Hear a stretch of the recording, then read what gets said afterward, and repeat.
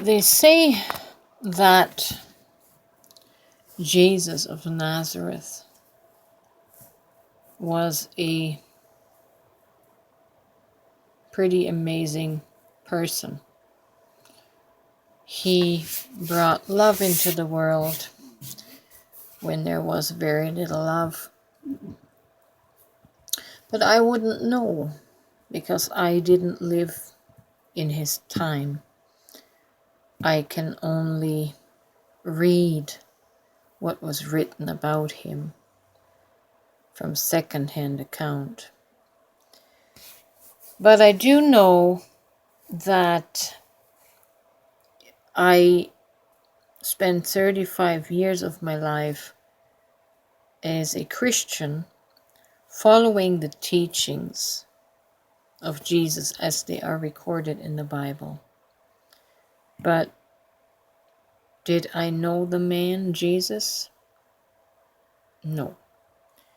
I can't honestly say that I did.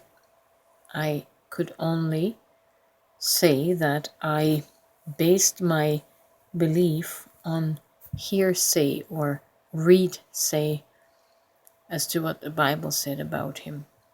I don't even know if it is true. But what I do know is if Jesus is real and he did come into the world, he brought a small light.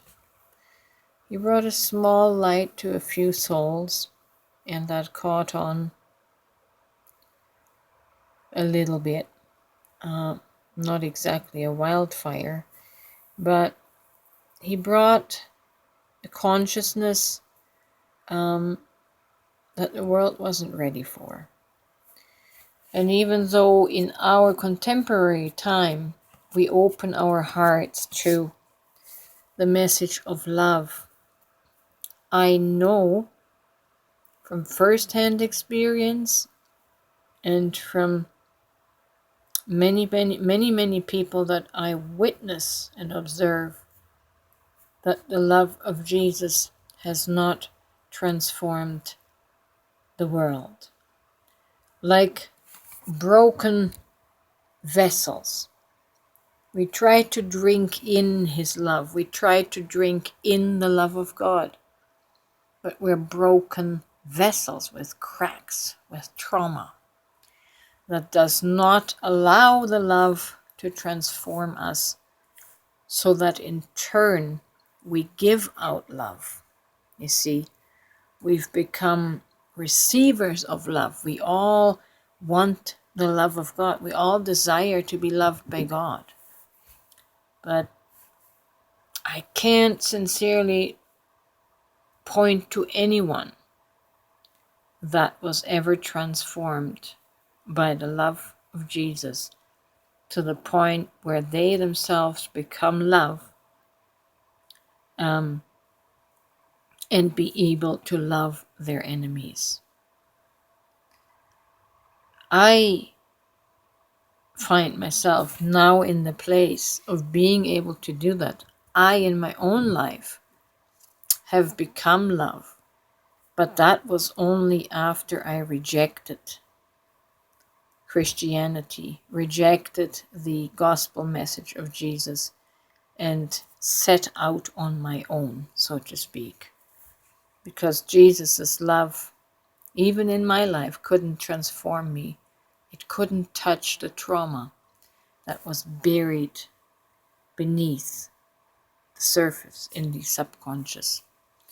And it was only when I started to become aware of the offenses and the triggers that brought up these feelings of anger and these feelings of defending myself.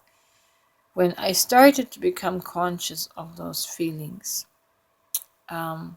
is when I was able to reparent my inner child, reparent those memories, process these memories now as an adult rather than when they were taking place when I was a child and I could not reason myself through it. and I took everything personally. And I formed a belief about myself around my upbringing, the way I interpreted my upbringing. And it made me, what's the word? One can say I certainly wasn't myself. I wasn't free. And I was so bound up in this illusion, this belief about myself, that not even God could penetrate the armor of my trauma. But once I abandoned the Christian message, once I abandoned the Lord and Savior, because truly we have to save ourselves. Jesus cannot save us from our trauma. We have to save ourselves in that we become acquainted with our subconscious, with our feelings, with our soul, and right everything that was distorted in there, that made us disempowered, that made us victims, that made us helpless and weak, right? We were robbed of our strength. We were robbed of our divinity. So this process, one could call it taking up your own cross, is to clear out these shadows in you and heal yourself. Then, as you heal yourself, you are elevating the vibration in your chakras, in your energy centers. And as you are raising, as the trauma gets cleared, more light and more consciousness can come in and be stored. The more awareness you will gain. And the more you heal, the more love you will become. The frequency of love will fill your being. You become love. To the point where you can even love your enemies. You're not going to play the victim anymore and blame the outside world. It will change your consciousness, your perception of how you see the world. And I say these things, I don't say these controversial things to make you angry, but there is benefit in triggering you and making you upset, so that hopefully you would become conscious of the feeling and think a little more deeply than just react from the learned programming, the indoctrination, right? You need to get in touch with your feelings, not your thoughts, but how you feel about things. And that is why sometimes I make really controversial statements and videos to trigger you into an emotional response. I want you to become aware of your emotions, of your feelings, so that you can get to know yourself better at the subconscious layers, at your soul level, right? And when you know yourself, you can live from your authentic truth instead of the learned traditions and learned indoctrination and belief systems. So I'm here to help you know yourself, even if I upset you with the things that I say.